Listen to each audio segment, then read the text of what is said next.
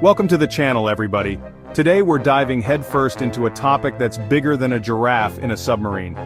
China's 10 largest megaprojects in Africa. Some say China's just making friends, sharing wealth and expertise. Others say it's more like a lion moving into the neighborhood with everyone paying the lion tax. These projects are massive in scale and have a huge impact on the continent's development. So, buckle up, because we're about to take a wild ride through the world of cranes, concrete, and maybe just a little bit of controversy.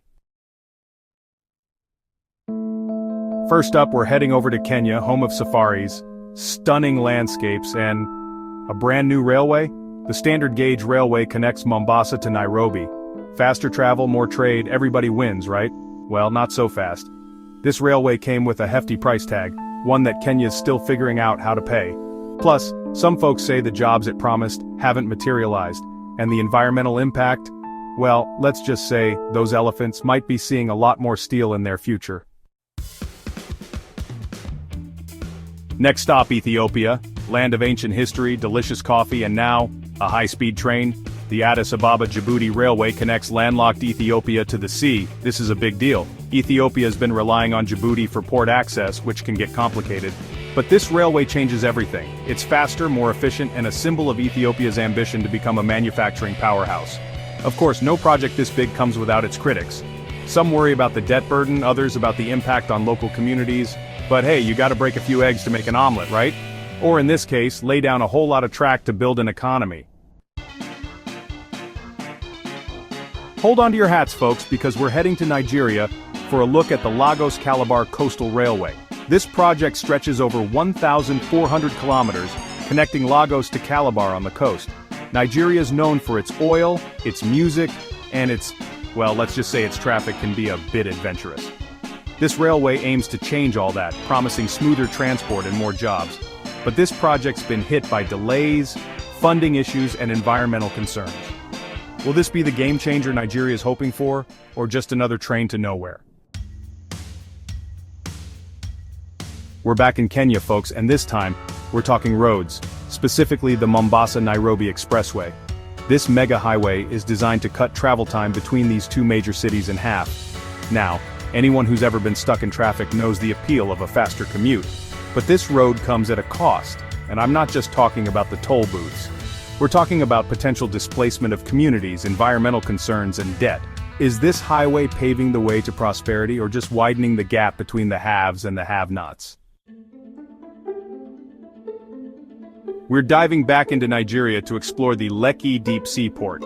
This massive port, just outside Lagos, is set to be one of the largest in West Africa, a gateway for trade and investment. Nigeria's got big dreams, and this port is a key part of its plan to become an economic powerhouse. But will this port lift Nigeria's economy, or will it primarily benefit foreign companies? What about the impact on local communities and the environment? And can Nigeria manage this massive undertaking without falling deeper into debt? Hold on to your hats, because we're about to tackle a project so big, it needs an acronym LAPSET. That's the Lamu Port South Sudan Ethiopia Transport Corridor, a network of roads, railways, and pipelines stretching across East Africa. The goal? To connect landlocked South Sudan and Ethiopia to the Kenyan coast, opening up trade routes and boosting economies. Sounds great, right? Well, the devil's in the details. This project cuts through some of the most ecologically sensitive areas in Africa, raising concerns about wildlife, communities, and the environment. And then, there's the small matter of funding, which is a bit up in the air. Is LAPSET a visionary project or a logistical nightmare? Only time will tell. Our journey takes us to the Nile River, where Ethiopia has built the Grand Ethiopian Renaissance Dam.